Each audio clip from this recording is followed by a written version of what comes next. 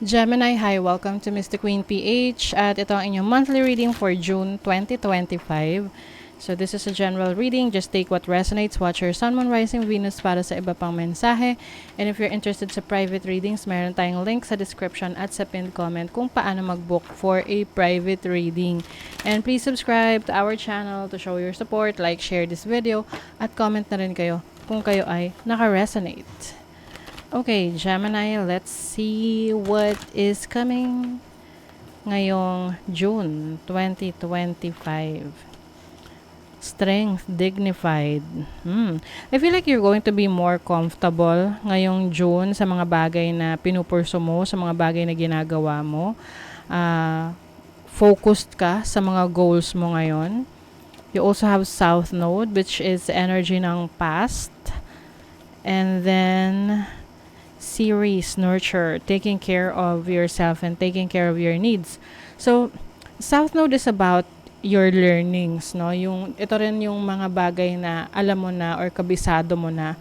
So, South Node also brings comfort kasi familiar ka na doon. So, I think you're going to use yung abilities mo, yung mga kakayanan mo, yung mga bagay na meron ka na kumbaga panlaban mo para sa mga goals mo sa buhay na yun yung nagpo-fuel sa'yo. Yun yung parang nagbibigay sa'yo ng lakas na ipagpatuloy yung mga gusto mong gawin.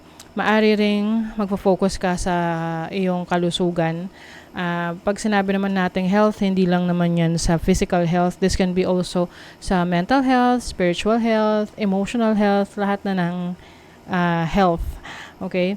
So, yung iba, maaring pinapalakas nyo rin ang inyong physical health. Mas nagpo-focus kayo sa inyong pag-exercise. Oo. Pagpapalakas ng inyong katawan. Let's see what else.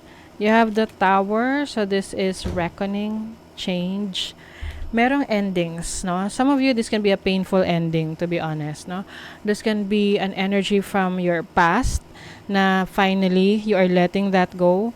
Pwede rin kasi itong tapos na, pero nag-hold on ka pa rin doon. Hindi mo pa talaga nile-let go. So, this time, you are choosing yourself. Mas pinipili mo yung sarili mo. Paano ka makaka-move on, paano mo mas mapapaunlad yung sarili mo at maisasaayos yung sitwasyon mo. So, you are letting go of that with the Tower and the Ten of Swords. Anything na sa tingin mo ay kailangan mo ng palayain or alisin sa buhay mo, na this can be a situation or a person na puro stress lang yung binibigay sa'yo. Let's see what else. You have the Seven of Cups, the Six of Swords. Yes, you are finally moving on, moving forward. Lalo na kung nasa sitwasyon ka na hindi mo alam kung saan papunta yung relasyon nyo or saan papunta yung career mo, 'di ba? So, kanya-kanya naman kasi yung sitwasyon.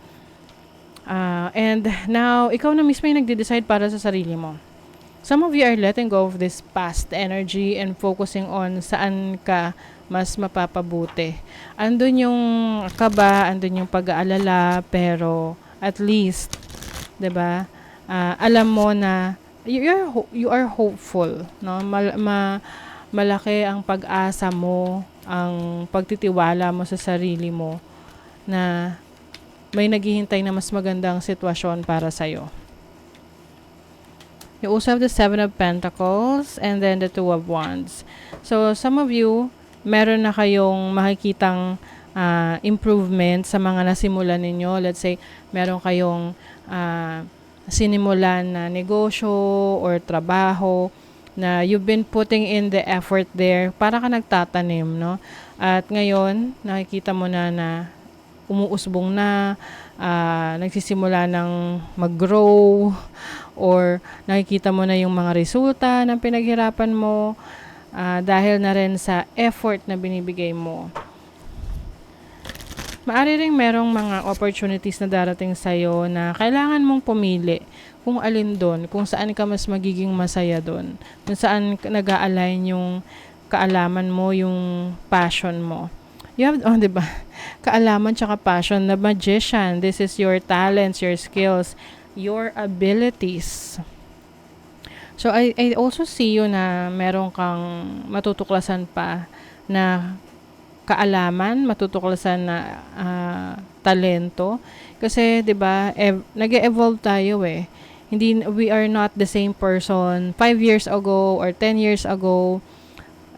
When you look back, no, pag tiningnan mo yung nangyari sa'yo sa past, 5 years ago, halimbawa, hindi mo naman alam kung paano mag-create ng contents or hindi mo alam yung isang impormasyon before. So, ngayon, you have to trust yourself kasi marami ka ng kakayanan, marami ka ng napatunayan sa sarili mo. And it's time to move forward and try new things na minsan nakakatakot kasi hindi ka familiar sa mga ganon, but it's an opportunity for you na may matutunan, may malaman, may mapag-aralan, 'di ba? Let's see what else for Gemini. You have, may outcome talaga, finale, conclusion. So, maaring something is ending sa life mo ngayon. This can be a relationship, a trabaho, career, business, or a situation na you're letting go of it na. And now, nagtitake ka ng risk sa bagong experience, sa bagong chapter ng buhay mo. And now, you have a lot of excitement. Excited ka sa mga pagbabago na to or sa mga new beginnings na naghihintay for you. You have the resources that you need. Okay? Lagi mong isipin na meron kang kakayanan.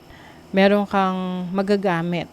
May tools ka na kailangan mo para magpatuloy sa buhay at gawin yung mga gusto mo.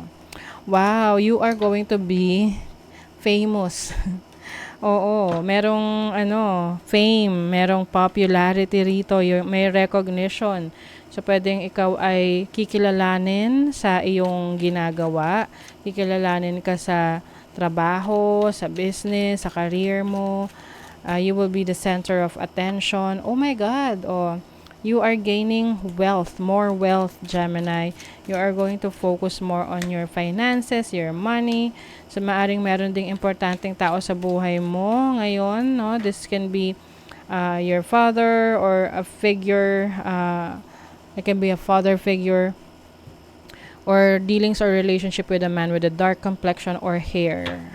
Can be, naman, kahit hindi naman kailangan dark yung hair, as long as this is a person na may masculine energy.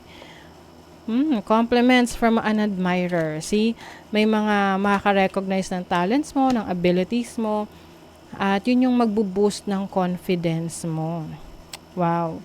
Triumph, tagumpay, over troubles and obstacles. So, malalagpasan mo yung mga pagsubok na to. Lagi mo lang iisipin na you have the power to solve a problem, na bigyan ng solusyon ng isang problema. You will be taken care of in difficult times. May mag-aalaga sa'yo. Pwedeng ito ay isang, tao na talagang nakakasama mo, or mentor, or can be your spirit guides. Can be someone who believes in you. Ayan. Parang nahihirapan mag-focus yung aking camera. Ayun.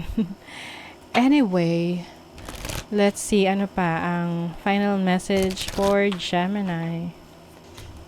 Yung iba sa inyo, kung kayo content creator, social media influencer, maaring merong magva-viral na videos nyo or mas tataas yung views ninyo, mas dadami yung followers ninyo, subscribers ninyo. So, talagang kailangan sipagan nyo lang, mas maging consistent kayo. Kasi you are going to be popular. The collective field is impacting you, unseen forces in action. Collective field is impacting you. So, maaring part ka ng community that is also supporting your goals. How can you relinquish control of the situation that feels blocked? Maari kasing may times sa parang nahihiya ka or you feel na you're not good enough, no? But actually, once na you show yourself and be genuine, at magpakatotoo ka sa sarili mo, ma-attract mo yung mga taong has the same energy as you, and magugulat ka na lang na meron palang handang magsuporta sa'yo, or meron palang nagugustuhan yung mga ginagawa mo. Okay? So, that is your reading, Gemini. Thank you so much. See you again.